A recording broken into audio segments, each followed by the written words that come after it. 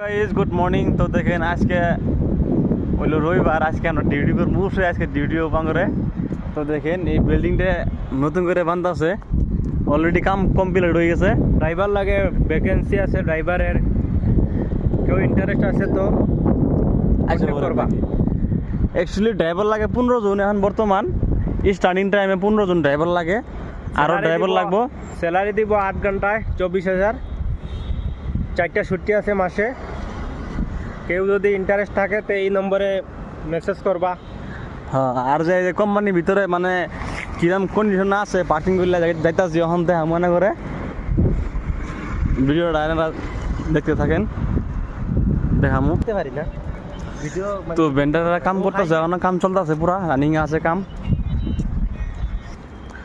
তো অলরেডি পাইলাম কোম্পানির ভিতরে ঢুকমহান বেসমেন্টে যাবো, কিরম কন্ডিশনের বহানি আছে পার্কিংগুলা আপনারা দেখবেন।